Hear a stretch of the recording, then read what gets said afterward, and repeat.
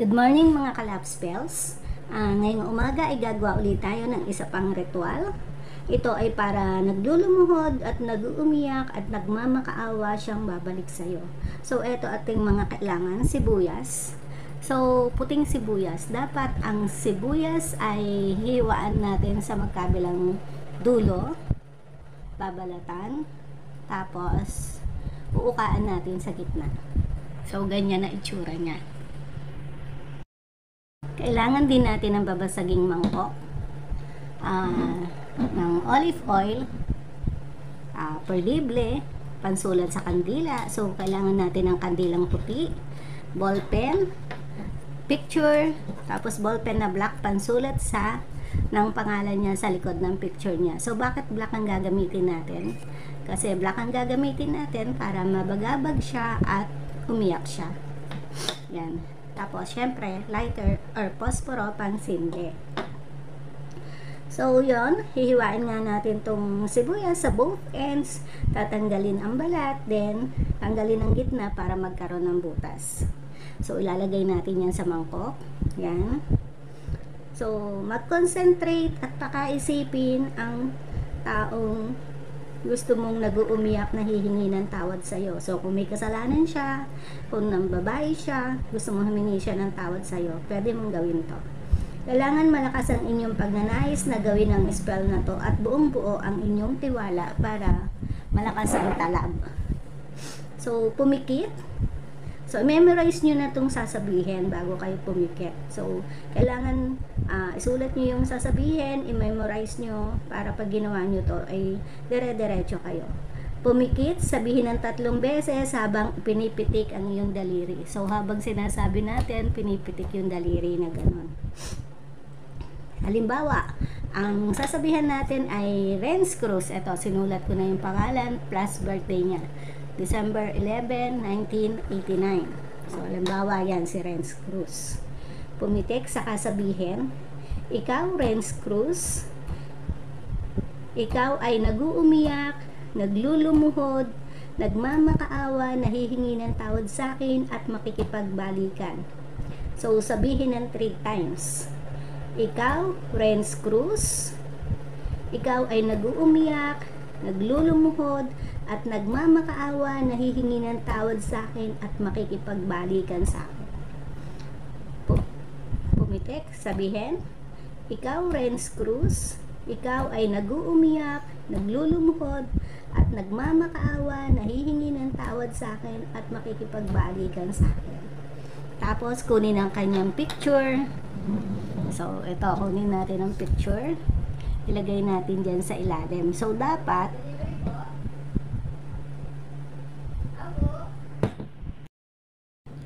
dapat pag tiningnan nyo yung sibuyas mula dyan sa taas ay kita ang kanyang picture.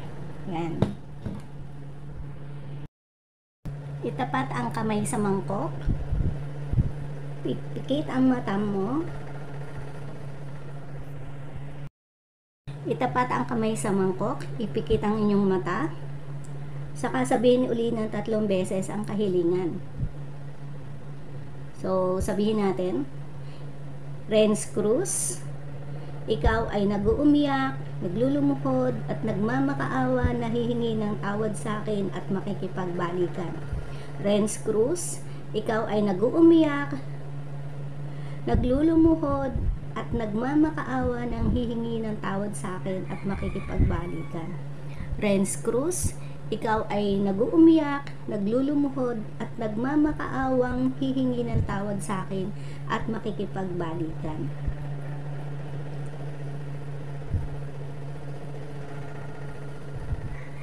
Tapos, pumalakpak ng 5 beses. 1, 2, 3, 4, 5. Tapos, kunin ang puting kandila. Sulatan tong puting kandila ng pangalan niya 3 beses. So, ipansulat natin either karayom, aspile, or perdible para maramdaman niya yung sakit. So, halimbawa, susulat ko Renz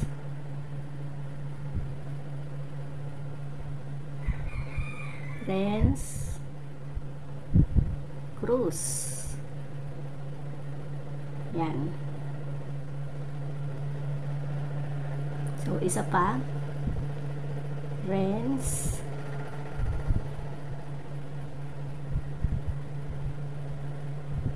Cruz.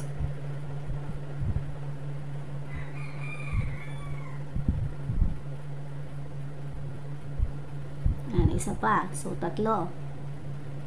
Renz.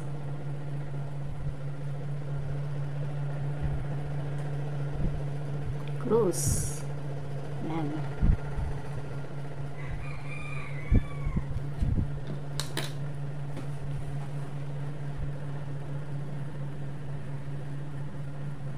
Tapos, kunin natin tong olive oil.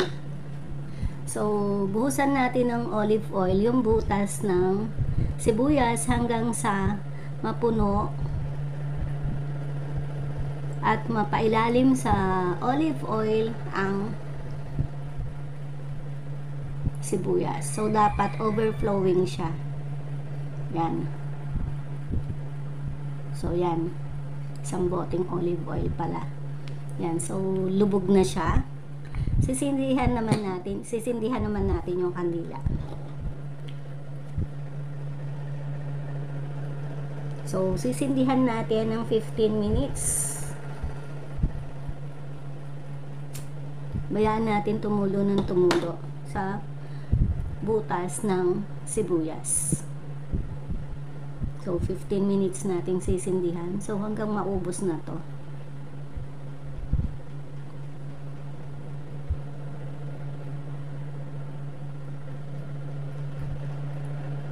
Habang hinihintay ang 15 minutes, ay pakaisipin ang iyong mahal na bumabalik sa'yo, nagmamakaawa at umiiyak, naglulumuhod, humihingi ng kapatawaran sa'yo sa lahat ng mga nagawa niyang kasalanan. Pag natapos ang 15 minutes at hindi pa ubos yung kandila, ay pwede nyo nang patayin. I-pinch lang. So, kukuha kayo ng pang-pinch. Wag nyong hihipan. Pinch. So, kung kaya nyo i-pinch ng kamay, pero ako ayoko. So, kukuha kayo ng pang-pinch para mamatay siya.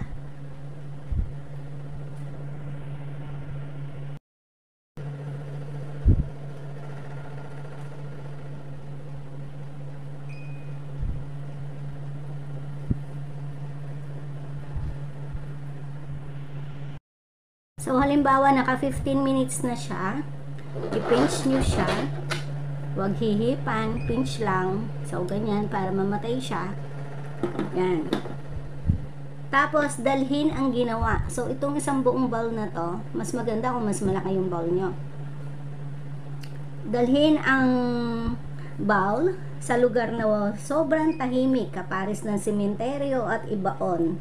So, pwede rin hindi sa sementeryo, basta halimbawa sa mga lugar na hindi daanan ng tao, bihirang puntahan ng tao, pwede nyong ilagay doon. Ibaon nyo doon, ibabaon siya. Ibabaon nyo siya pagkagawa or hanggang kinabukasan. Huwag sa paso ibaon, sa lupa talaga.